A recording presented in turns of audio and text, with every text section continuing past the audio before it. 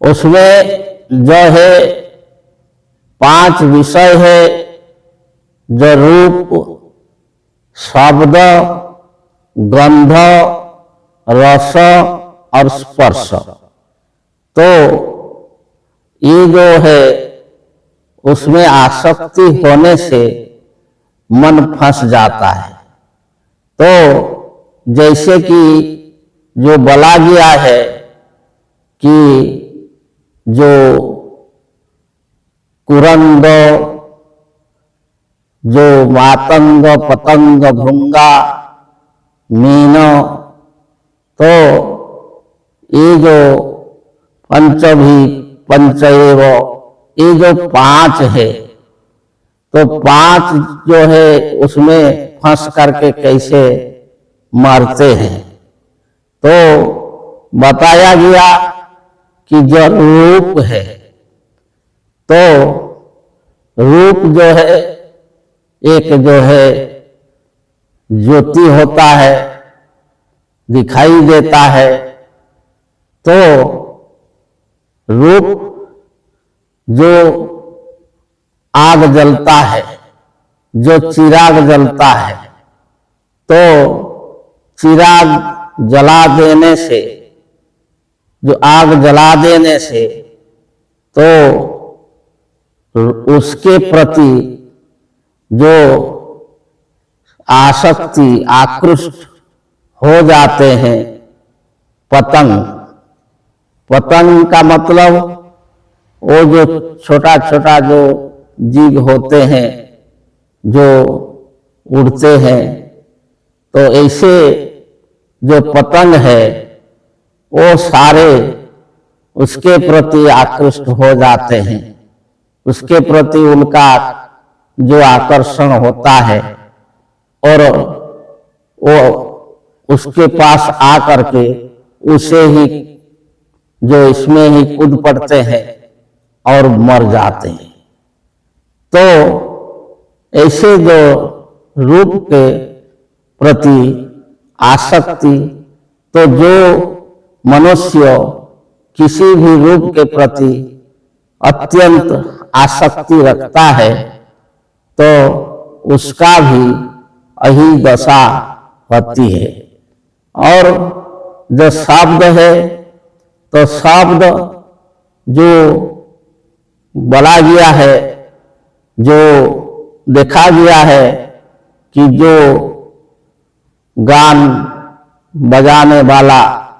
जो बीन बजाने वाला, धुन बजाने वाला जब जंगल के निकट उसको बजाता है, तो जो कुरंग मतलब जो मृग होता है, वो इस धुन को सुन करके, इस शब्द को सुन करके इतना मोहित हो जाता है कि उसका पास चला आता है। और फिर वो जो शिकारी है, वो एक वाद्य विशेष को लेकर के जो जंगल के पास उस वाद्य को बजाता है, और उसका जो धुन होता है, तो उसके प्रति जो मृग है वो आकर्षित हो जाता है। और इतना जो आकर्षित होता है कि वही शब्द को सुनते सुनते वो उसका निकट आ जाता है, और फिर जो है और शिकारी उसको पकड़ लेता है। तो ये जो शब्द है, शब्द के प्रति आकर्षण आसक्ति होने के कारण भी जो जीव जो है वो विपद में फंसता है। तो ऐसा जो फिर जो है रूप रस, रूप शब्द के बाद आता है गंध, और गंध जो है जैसे कि भृंग अर्थात भौरा, जो भौरा है वो जाकर के जो पद्म पुष्प के ऊपर बैठता है, और ऐसा है कि शाम के टाइम, शाम के समय जो सूर्यास्त होने से पहले जो पद्म पुष्प से बहुत जो सुगंध जो निकलता है, तो उस समय जो भौरा जाकर के उसके ऊपर बैठ जाता है गंध के आग्रहण से। जो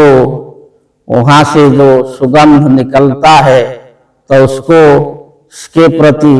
वो आसक्ति हो करके, जो गंध के प्रति आसक्ति हो करके भौरा जा करके वही पद्म पुष्प के ऊपर बैठ जाता है, और वहां से जो वो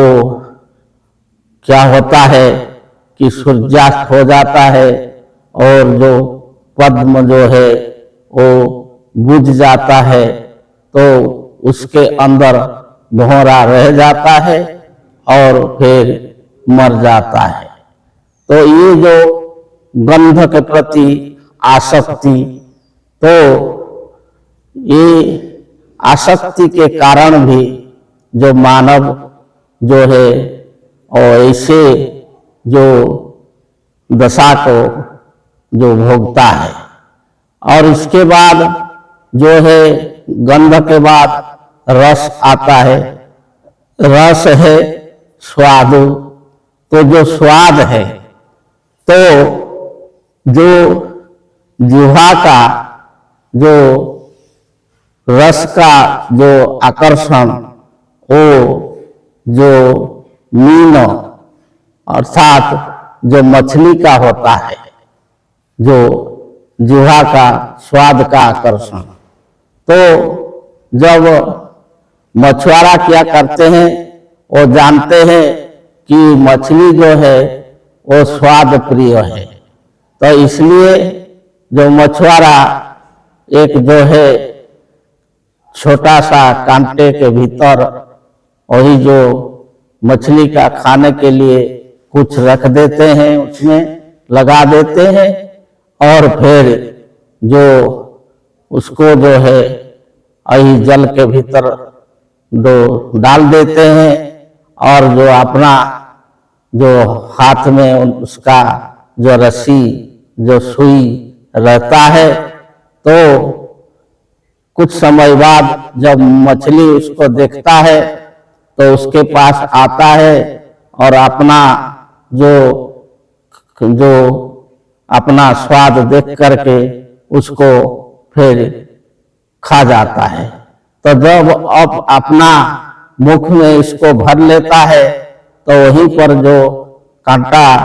वो कांटा जो है उसका मुख में लग जाता है, तो